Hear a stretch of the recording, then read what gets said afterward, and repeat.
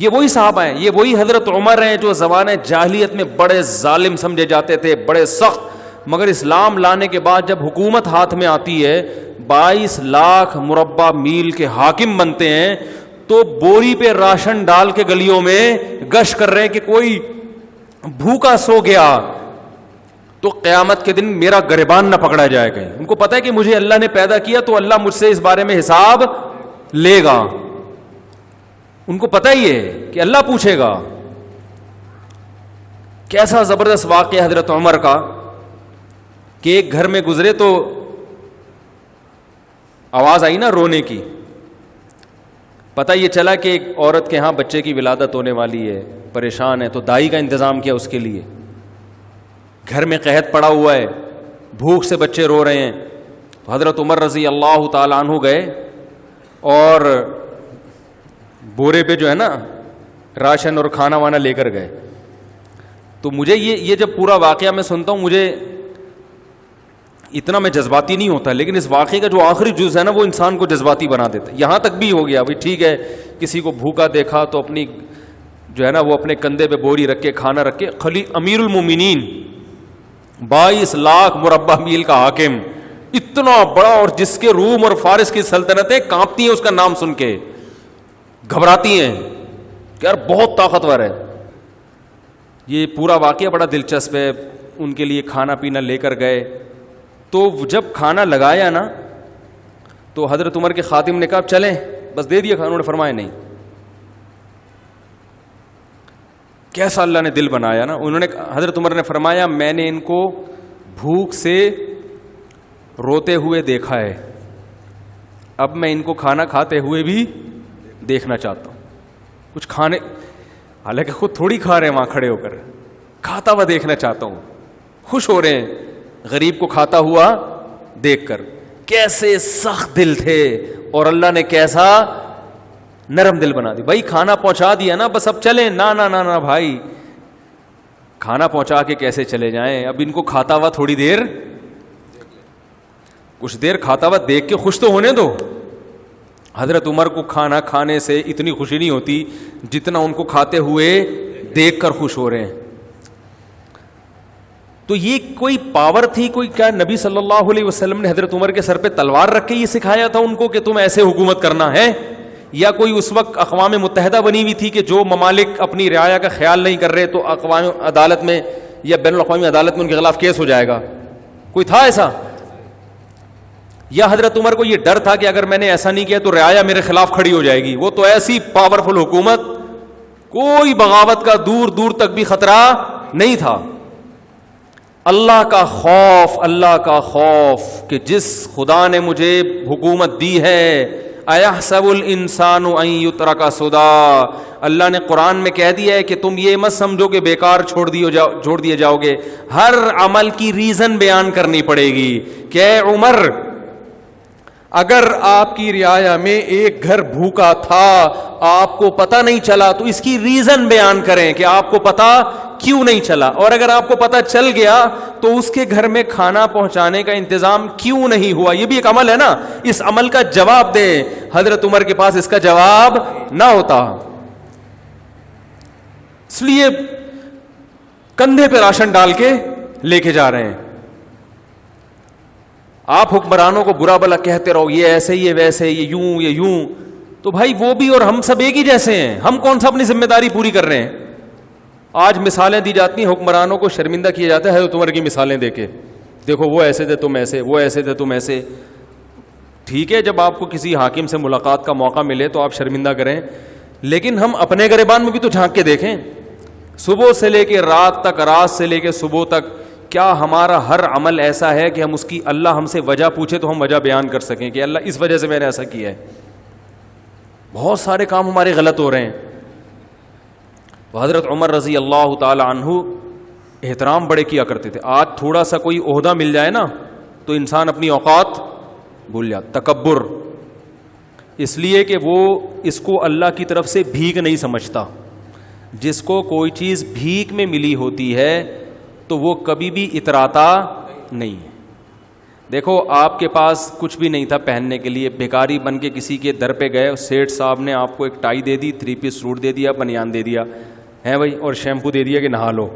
نہا کے آپ نے ٹائی وائی پہنی, اب آپ اسی کے سامنے اکڑ رہے ہو اور لوگوں کو یوں کر کے دکھا رہے ہو, تو وہ بولے گا بھائی میں نے دی ہے, واپس لے لوں گا میں.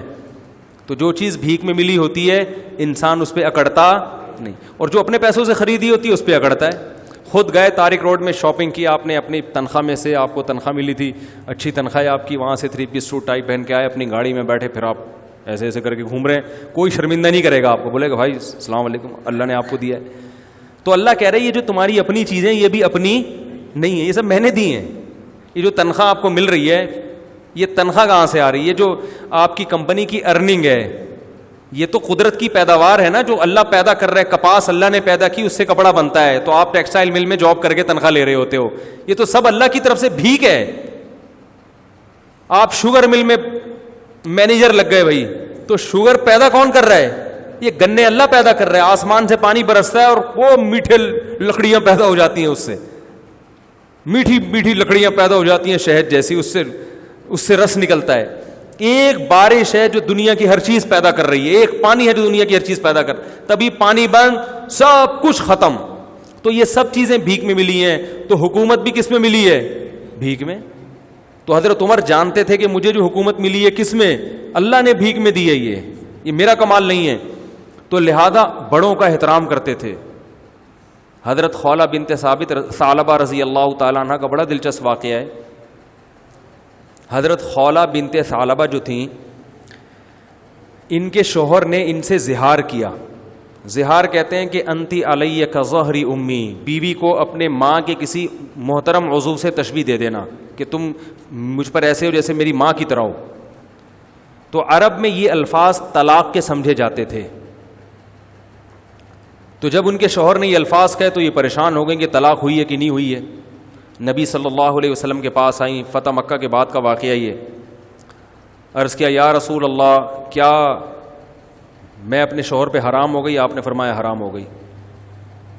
وہ بار بار اللہ کی طرف دیکھتی کہ اللہ کوئی صورت پیدا کر دے. چھوٹے چھوٹے بچے بھی تھے, شوہر سے بہت محبت بھی تھی. پھر جاتی, پھر واپس آتی, یا رسول اللہ. جیسے لوگ طلاق دیتے ہیں نا بیوی کو, تو پھر عورتیں بھی آتی ہیں, مرد بھی آتی ہیں, مفتی صاحب 3 دے دی ہیں کچھ. تو ہمارے نبی کیا کہہ رہے تھے کہ طلاق یعنی نکاح ختم, حرام ہو گئی ہو ہمیشہ کے لیے. اس لیے کہ آپ اپنی طرف سے, تو مفتی بھی اپنی طرف سے کچھ نہیں بتا سکتا. جب بار بار آئیں اور آسمان کی طرف دیکھتی تو اللہ نے آسمان سے آیتیں نازل کی. قد سمع اللہ, 28ویں پارے کا پہلی آیت, قد سمع اللہ قول التی تجادلک فی زوجہا, تحقیق سن لی اللہ نے بات اس عورت کی جو اے نبی اپنے شوہر کے بارے میں آپ سے جھگڑا کر رہی تھی. واللہ یسمع تحاورکما, اللہ تمہاری سرگوشیوں کو, باتوں کو سنتا ہے. اور پھر اللہ نے آیتیں نازل کی, والذین یظاہرون منکم من نسائہم, جو لوگ اپنی بیویوں کو ماں کے کسی عضو سے تشبیہ دے دیں, زہار کریں, تو اس طرح کہنے سے ان کی بیویاں حقیقت میں ماں نہیں بن جاتی. یہ طلاق کا جملہ نہیں ہے, نہ اس سے طلاق ہوگی نہ بیوی حرام ہوگی, لیکن یہ بری بات ہے. تو بری بات کی سزا یہ ہے کہ جو شوہر ایسا جملہ کہے گا تو وہ بیوی کے قریب نہیں جا سکتا جب تک کہ ایک غلام کو آزاد نہ کر دے. اور جس میں غلام کی طاقت نہیں ہے وہ 60 روزے لگاتار رکھے. جو 60 روزے بھی نہیں رکھ سکتا, کمزور ہے, بیمار ہے, تو وہ 60 مسکینوں کو 2 ٹائم کا کھانا کھلائے, اس کے بعد بیوی کے پاس جا سکتا. تو اللہ نے آیتیں نازل کی. کیا خیال ہے بھائی؟ اب آیتیں نازل ہونے کا آپشن, اس لیے 3 طلاقیں دیں تو وہیں بیٹھ کے بس سمجھ جائے گا کہ بیوی حرام ہو گئی ہے. ٹھیک ہے نا؟ اب آگے مفتی کو تنگ نہیں کہ کوئی گنجائش, پھر ادھر سے آگے فتوے آج کل مارکیٹ میں اویلیبل ہیں. اور میں بتاتا ہوں اہل حدیث علماء کا میں احترام کرتا ہوں, لیکن 3 طلاق کے مسئلے میں ان کی رائے 100% غلط ہے, بالکل قرآن و حدیث سے متصادم, اجماع امت کے خلاف ہے. اس لیے ان کے فتویٰ سے بیوی حلال نہیں ہوگی. خود اہل حدیث کے لیے بھی اس فتوے پر عمل کرنا جائز نہیں ہے. تو رسول اللہ صلی اللہ علیہ وسلم نے ان کو بتایا کہ اللہ نے تمہاری بات سن لی. تو یہ بڑی ایک فضیلت تھی. یہ حضرت عمر کے دور حکومت میں یہ بوڑھی ہو چکی تھیں خولہ بنت ثعلبہ جو ہے نا, ظاہر ہے وقت گزر گیا تھا, بوڑھی ہو چکی تھی. ایک دن حضرت عمر جا رہے ہیں تو ان کو پتا چلا کہ امیر المومنین گزر رہے ہیں, تو یہ بوڑھی ہو گئی تھی. انہوں نے حضرت عمر کو روکا اور ٹھیک ٹھاک سنانا شروع کر دی. تم بادشاہ بنے ہو, تم مسلمانوں کے امیر ہو, تمہیں قوم کا خیال نہیں ہے, تم ایسے کر رہے ہو, تم ایسے, جیسے عادت ہوتی ہے بڑے بزرگوں کی. حضرت عمر سر نیچے کر کے سن رہے ہیں, سنتے جا رہے ہیں, کچھ نہیں کہہ رہے. ایک بات خوب اچھی طرح سمجھ لیا کریں کہ جب کوئی بڑا نصیحت کرے نا, چپ کر کے اس کو سن لیا کرو, چاہے وہ غلطی کر رہا ہو, آپ کے اندر وہ غلطی نہ بھی ہو تو سن لیا کرو. آج کل نوجوانوں میں یہ بدتمیزی بہت ہے کہ باپ سمجھا رہا ہے, ماں سمجھا رہی ہے, فوراً جواب دینا شروع کریں گے, نہیں آپ غلط کہہ رہے ہیں, میں نے تو ایسا, میں تو ہوئی نہیں ایسا. اگلا کہہ رہا ہے, باپ کہہ رہا ہے بیٹے کو کہ بیٹا تھوڑی محنت سے پڑھا کرو, تھوڑا سا کاروبار بھی سنبھالو, تمہیں اماں انڈے لینے کے لیے بھیجتی ہے, تم دہی لے کے آ جاتے ہو, جتنے انڈوں کا بولا ہوتا ہے اتنے لے آیا کرو, وقت پہ لایا کرو, ٹھیک ہے نا. چپ کر کے آپ سارے کام وقت پہ کر رہے ہیں, لیکن اس وقت تھوڑی دیر چپ کر کے بولو بھائی سن. اس وقت فوراً جواب نہ دیا کریں, نہیں میں تو لے کر آیا ہوں نا, میں تو اس وقت بھی گیا تھا, تو بتائیں کب میں نے دیر کب کی ہے. یہ بڑی بدتمیزی ہے, گھروں میں یہ سسٹم ہی ختم ہو گیا سننے کا. او بھائی تھوڑی دیر سن لے, 5 منٹ, ٹھیک ہے نا, بول اچھا ٹھیک ہے, انشاءاللہ کوشش جاری رہے گی. سن لو, پتلی گلی سے نکل لو. ابا سے کون سا 24 گھنٹے کوئی بیٹھے رہتے ہو, یا ابا ہے یا کوئی بزرگ ہے یا کوئی عالم ہے, کوئی مفتی ہے, کوئی بڑا ہے, کوئی بھی سمجھا رہا ہو, اس وقت چپ کر کے سن لو. بعد میں آپ سمجھتے ہیں کہ واقعی یہ غلط فہمی سے ممکن ہے ان کے دل بدگمان ہو رہا ہو کوئی میرے خلاف, تو بعد میں کسی موقع پر آپ ان کو الگ سے سمجھا دیں کہ یہ کچھ آپ جو ایسی باتیں کر رہے ہیں 1-2 دفعہ تو ٹھیک ہے, لیکن بار بار آپ کریں اس کا مطلب شاید آپ کو کوئی غلط فہمی ہے. تو ایسا نہیں ہے, میں انڈے ہمیشہ ٹائم پہ لے کے, انڈے کی ایک مثال دے رہا ہوں میں, کیونکہ میں تو یہی کرتا ہوں نا سارا دن. تو یہ جو ہے نا ایک دم بدتمیزی کرنا, یہ اچھا کام نہیں ہے. کچھ آداب ہوتے ہیں, کچھ تمیز ہوتی ہے, وہ چھاٹ ہوتی جا رہی ہے مارکیٹ سے. تو حضرت عمر رضی اللہ تعالیٰ عنہ اتنے بڑے امیر, لوگ کانپتے ہیں ان کے نام سے, اور ایک بوڑھی عورت کھڑے ہو کر ڈانٹ رہی ہے, سمجھا نہیں رہی, ڈانٹ رہی, بولتی جا رہی ہے, چپ ہی نہیں رہی. تو وہ جو حضرت عمر کے خادم تھے نا, انہوں نے کہا قد اکثرتی یا خولا, بہت زیادہ کر دیا آپ نے نصیحت, امیر المومنین ہے, تھوڑا خیال کرو. ٹھیک ہے 2-3 دفعہ ہو گیا, اب آپ تو بولے ہی جا رہی. حضرت عمر نے ان کو خاموش کرا دیا, اپنے خادم کو. فرمایا کہ اگر یہ عشاء کے بعد کا یہ واقعہ ہے, فرمایا اگر یہ عشاء کے بعد سے فجر تک بھی مجھے کہتی رہے گی تو عمر اس کی بات سنتا رہے گا, کیونکہ یہ وہ عورت ہے جس کی بات کو اللہ نے آسمانوں پہ سنا ہے. تو عمر کون ہوتا ہے اس کی بات کو سننے سے انکار کرتے؟ یہ وہ عورت ہے جس کی بات اللہ نے 7ویں آسمان پہ سنی ہے.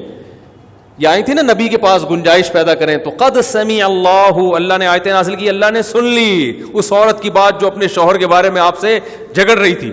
تو جس کی بات اللہ 7ویں آسمان پہ عرش پہ بیٹھ کے سن رہا ہو, عمر کیسے کہہ سکتا ہے کہ بس کر میں نہیں سننا چاہتا. تو یہ بھی وہی ہے اللہ کا خوف. یہ کہاں سے آیا؟ قرآن سے آیا. کوئی اقوام متحدہ نہیں تھی اس وقت, یہ کوئی بین الاقوامی عدالت نہیں تھی جس کے پاس دنیا کیس لے کے جاتی کہ یہ ہماری بات نہیں سن رہے. جب تک اللہ کا خوف نہ ہو, آخرت نہ ہو, انسان کا بچہ بن ہی نہیں سکتا. لیکن انسان کا کیا ہے؟ انسان تو بھائی حضرت عمر کو پتہ چل گیا کہ میں اگر سوؤں گا اور کوئی بھوکا سو گیا تو میری خیر نہیں ہے, میری خیر, مجھے دنیا میں کوئی نہیں پوچھتا, آخرت میں پوچھا جاؤں گا. میں اگر اس بوڑھی عورت کے سامنے بول پڑا, خولہ بنت ثعلبہ کے سامنے, تو اللہ کہے گا اے عمر اس کی آواز تو میں نے آسمانوں پہ سنی اور جواب دیا ہے, تو مجھ سے بڑا تھوڑی ہو سکتا ہے. تجھے آج 22 لاکھ مربع میل کی حکومت مل گئی, میں نے بٹھایا, تو اب تو ایک بوڑھے کا احترام نہیں کر رہا. یہ خوف ہے جو ان کو سننے پر مجبور کر رہا ہے. تو صرف اسلام, صرف دین ہی نجات کا راستہ ہے میرے بھائی, اور آپ کی زندگی میں سکون اور اطمینان بھی صرف اسی لائن میں ہے, اس کے علاوہ سب بکواس ہے.